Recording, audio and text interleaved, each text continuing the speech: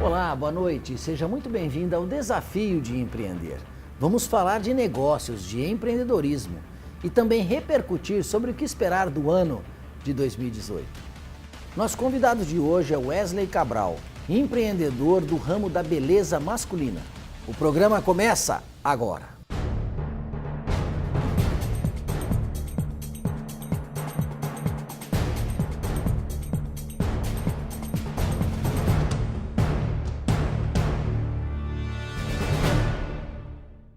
Olá, Cabral, tudo bem? Graças a Deus, tudo bem, Cauel. Seja bem-vindo ao nosso programa. Obrigado, um prazer estar aqui contigo. E eu estou aqui hoje com meu amigo Cabral e nós vamos falar de uma história de empreendedorismo que há apenas 35 anos. O Cabral, que é cabeleireiro, sempre foi, desde sempre, Cabral? Desde sempre, Cauel. Começamos aí aos 15 anos de idade e estamos na estrada até hoje, chegando aos 50 agora, 35 anos, de tesoura na mão. Por que da decisão de empreender? O empreendedorismo anda paralelo, presente na vida do cabeleireiro desde sempre. Independente dele ser dono do salão ou trabalhar em um salão, o formato de parceria, né, dos profissionais com os proprietários do salão leva automaticamente o cabeleireiro para essa condição de empreendedorismo autônomo. Nós não temos essa história de carteira assinada, com os benefícios do pacote previdenciário. Não, o cabeleireiro, ele, na sua grande maioria, ele trabalha como autônomo desde sempre. Profissional liberal, Sim, administra agenda, exatamente. horário. Cuida da sua cadeira, da sua clientela. Esse é o ideal, o formato ideal é esse, né? Em algum momento, durante esse período, Cabral, você pensou em voltar atrás? Falar, não, eu prefiro um formato de carteira assinada, vou trabalhar como funcionário. Você até comentava há pouco que no meio do caminho você teve experiências nesse sentido, né? Exatamente. Só que tive, mas voltei para a minha autonomia, para a minha liberdade, para o meu voo solo. Eu tive, ao longo desses 35 anos, a oportunidade de trabalhar como representante comercial de uma grande indústria cosmética, multinacional, no estado de Goiás, por onde estive lá há 10 anos. E aí, durante esse período, onde eu saí da prática da cadeira e fui para a área comercial da nossa profissão. Vendia produtos para salão de beleza e experimentei, né? Experienciei durante esse tempo, foram 3 a 4 anos de carteira assinada. Mas posso dizer que, graças a Deus, eu voltei, como eu disse, para o voo solo. Empreendedor, você se considera, nasci com isso desde pequeno, eu quero ter essa liberdade, né, de horário, essa liberdade de produzir, buscar uma renda conforme a tua capacidade. Sempre foi assim? Sim. Logo que iniciamos na profissão, já fui inserido, vamos assim dizer, no mercado dentro desse formato. Então, eu nem vislumbrava e não imaginava e não pensei, nunca projetei, né, uma vida com 13º, com 14º, com férias, fundo de garantia. Não, a minha história sempre foi dentro dessa autonomia e dessa liberdade que você citou de controlar o seu horário. Tem as suas vantagens, as suas desvantagens, mas aí cabe a cada um colocar na balança os prós e os contras. Eu sempre pensei da seguinte forma: quanto mais eu trabalho, mais eu ganho. Então isso sempre foi um combustível para a gente continuar nessa estrada aí da autonomia, né? E essa é uma discussão muito importante e eu coloco sempre aqui no nosso programa a importância do empreendedorismo como ferramenta de desenvolvimento, geração de empregos, sim, né, de oportunidades também, porque não só é o empreendedor que gera novos postos de trabalho, mas aquele empreendedor que busca a sua renda, busca o sustento da sua família, dos seus que estão envolvidos. Sim. Porque a gente vive um contexto hoje muito melhor, né, do ponto de vista de que nós passávamos o ano 2016 e 2017, sim, mas ainda avançamos pouco no sentido de crescimento, de melhoria do PIB, né, vários aspectos a serem discutidos nesse ano de 2018. E um dos aspectos bastante traumáticos do nosso país é o desemprego. Sim. Porém, o empreendedorismo é uma ótima ferramenta, né, de você que está nos acompanhando, quem sabe tirar da gaveta aquele sonho e procurar aquilo que tem paixão, aquilo que gosta, aquilo que tem vocação, ou até buscar conhecimento, cursos e fazer como o Cabral, né? o desenvolvimento do talento, criar asas, dar força a desenvolver aquilo para qual você tem, como você disse, o seu talento, o seu dom, e sair debaixo do teto da segurança, entre aspas, que uma carteira assinada te dá. Muitos, devido ao crescimento do desemprego que tivemos, como você citou, obrigatoriamente foram empurrados para isso, né? Mas eu procuro olhar o aspecto positivo disso, como eu falei, né? De repente, numa situação difícil dessa, surge aí um talento que estava guardado debaixo de uma carteira de trabalho e que a autonomia e que a liberdade e que a própria situação forçou a pessoa a se desenvolver. E eu vou um pouco mais além, Cauel.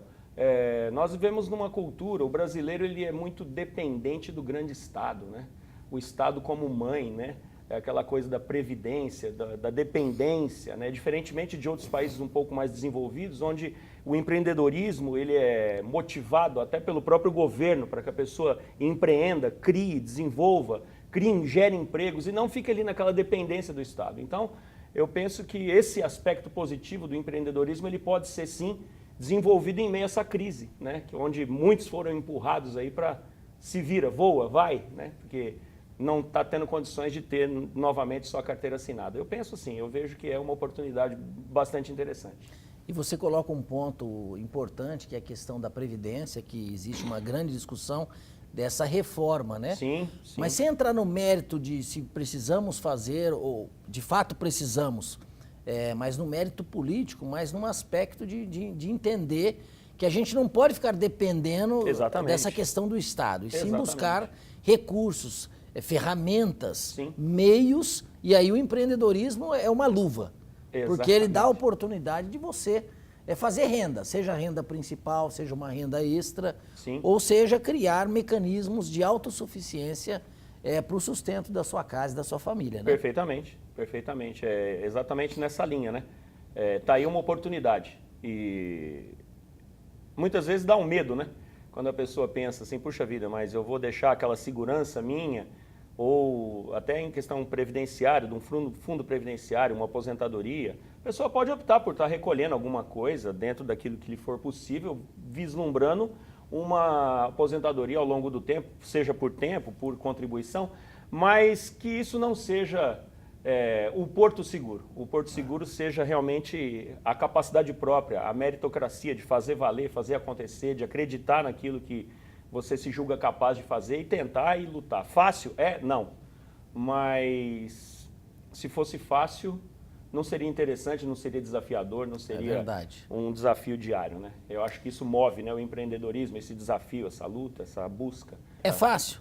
Não, de maneira nenhuma. Né? Não tem fácil, né? Não tem facilidade. Ainda mais no contexto do nosso país, né, Cauel? É muito mais difícil do que fácil. Não tem fácil. Eu vi uma pesquisa recente que apontava um número que me chamava brutalmente a atenção, no seguinte sentido, mais de 87% dos empresários brasileiros faturam, ou empreendedores, eles faturam até 3 salários mínimos.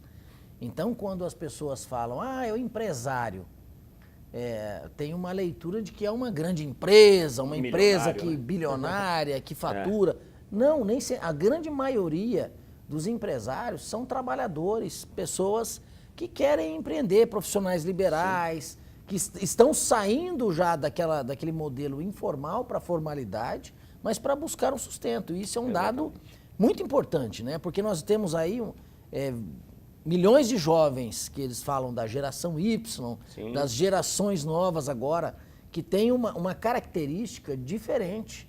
Querem maior autonomia, querem maior poder de decisão, querem administrar bem o horário.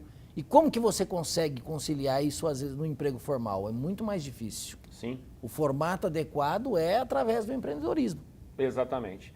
E as grandes empresas que têm buscado esse público jovem, a gente vê que o próprio formato de parceria, citando no caso a geração Y, já não é mais aquele formato daquela carga horária pré-determinada. Hoje o formato de parceria entre as grandes instituições e os jovens ele já está bem mais maleável. Muitos trabalham em casa, têm a liberdade de cumprir as suas metas, os seus objetivos, não necessariamente estando presente na empresa. E o mercado está em franca e constante mudança, né, Cauel?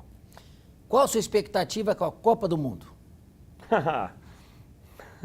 Sincero e honestamente, não teria como ser diferente aqui, eu estou um pouco desanimado. Eu sou suspeito para dizer, meus clientes sabem, eu não sou um cara muito aguerrido, fanático, torcedor do futebol.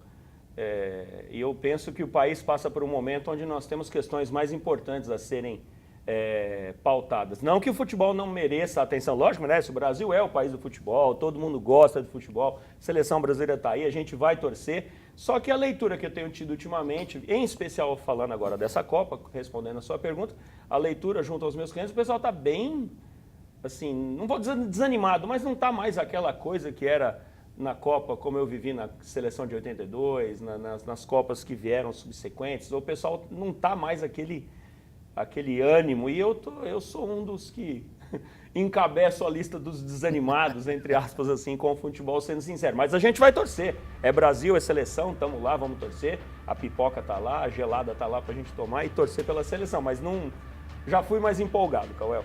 Tá certo. Não saia daí, estamos finalizando o primeiro bloco, voltamos já.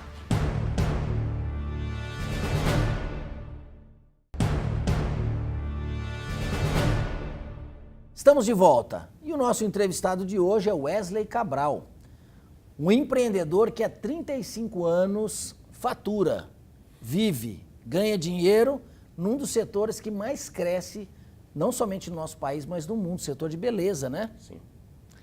Cabral, o que esperar do ano de 2018? Bom, que o nosso segmento, falando em particular, ele continue em franca expansão.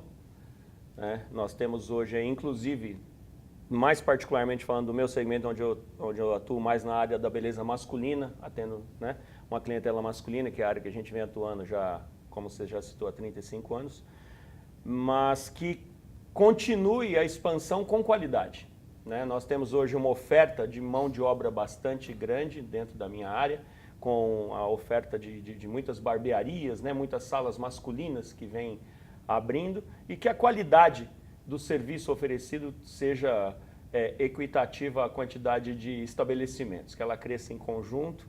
E a expectativa agora, de uma forma em geral, Cauel, você me perdoa aqui, você me dá licença, eu espero que tudo que o Brasil vem passando, que todos nós sofremos juntos, aqui, as dificuldades pelas quais o país vem atravessando, que tudo isso se transforme numa conscientização política, que o brasileiro tenha mais consciência da sua participação política, na hora do seu voto, na escolha do seu candidato. Nós temos aí, estamos falando aqui, falamos de futebol, falando um pouco da beleza, mas não tem como deixar de falar disso. Estamos em vias aí de uma eleição bastante importante.